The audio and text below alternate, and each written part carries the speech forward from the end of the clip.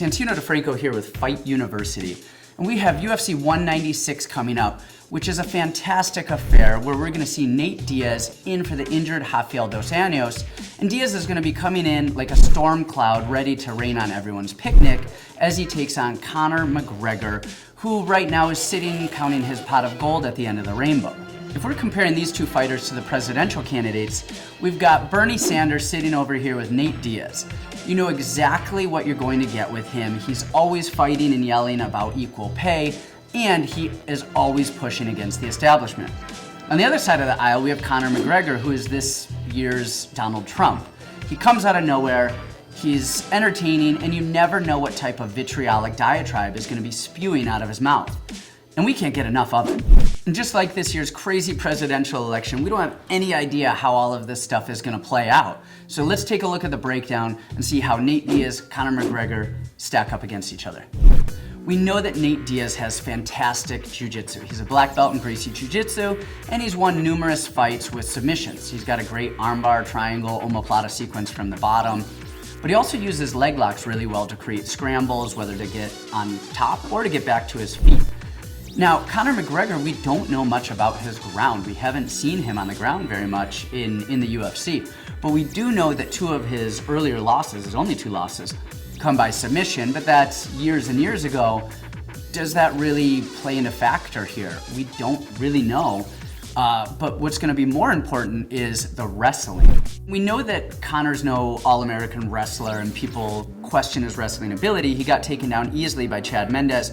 But Mendes is an All-American wrestler, and he's one of the best wrestlers in the division. But Nate Diaz is no Chad Mendes, and really doesn't have great wrestling either. He tends to shoot in from the outside, almost head on the mat, and when he does that, it's almost as if he's trying to pull guard and hope that somebody else will initiate the ground game with him.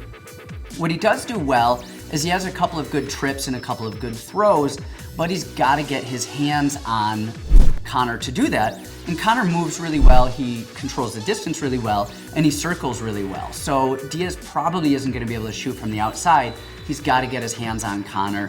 Can he do that? I don't know. So let's get down to brass tacks here. The fun part has come. We're talking about striking.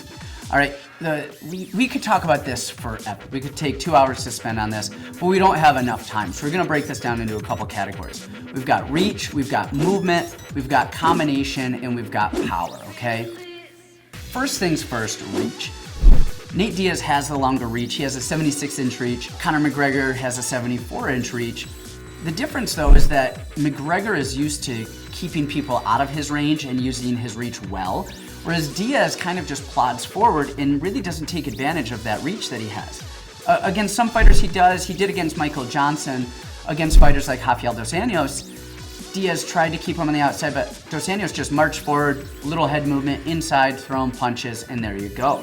I think the reach advantage, as strange as it is, I think Conor McGregor is going to use reach and distance a little bit better than Diaz, who actually has the longer reach. The movement advantage definitely goes to Conor. McGregor is light on his feet, he likes to move laterally, he'll move in and out, and he really keeps his opponent guessing. The other thing he does well is he has really good upper body movement. He rolls his shoulders kind of in and out, distance. He likes to feint forward, he likes to feint backwards, and that gives the illusion of distance right there. And we see this against Aldo. Aldo tried to lunge in, throw a punch, looked like McGregor was closer than he was. McGregor faded his shoulders out and hit him with a counter left right off the bat. When we talk about the combinations that the two fighters throw, Nate Diaz is definitely more basic. He likes to throw a lot of 1-2s right down the middle. But he doesn't really mix it up too much beyond that.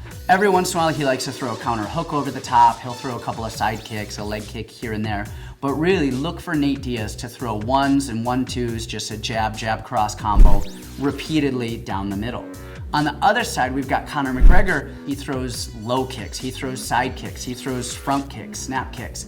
Every karate kick that's in any karate and any martial arts out there, he's throwing. But he also has a lot of good movement with his hands. He likes to throw a rear uppercut and a lead uppercut, what we call a bolo punch, kind of from the side. He kind of throws it from the side and then comes over the top with his rear hand. And he likes to mix up his hands and his kicks with the distance as well. And finally, the last thing we're going to break down is the power of these two fighters. And we've seen Conor McGregor hurt a lot of people in the past. We know he has power, he's got speed, he's got movement, but the power is there, and that power allows him to just one-punch people, all right? Now, Nate Diaz, he doesn't have a lot of power. No one's really worried about getting hit by him in terms of that flash, quick, hard knockout. But what he does well is he throws a lot. His power is in his volume. Can he get those numbers up to frustrate Conor and start landing that third, fourth, fifth punch behind the combination? And those will add up. Those things add up if you take on that many body shots, that many headshots over the course of a fight, you can start to wear people out.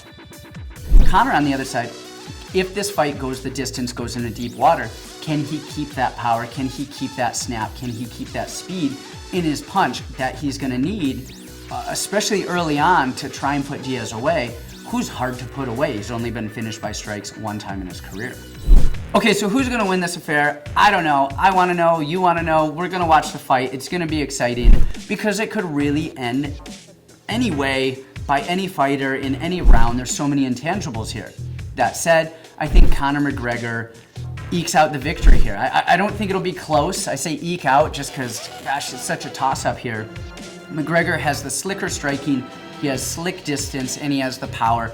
And he's been training for a fight for months, whereas Diaz comes in on, 10, 11 days notice. And honestly, I don't know that he has the skill set to beat McGregor without that wrestling to get him to the ground. I think if it's a purely striking battle, I honestly think McGregor is gonna kind of pick Diaz apart.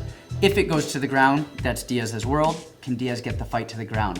I don't think so. Remember to like us and share on Facebook, and please feel free to comment as well. Subscribe to our YouTube channel, and feel free to check us out at thefightuniversity.com. As always, I'm Santino DeFranco, breaking these things down for you.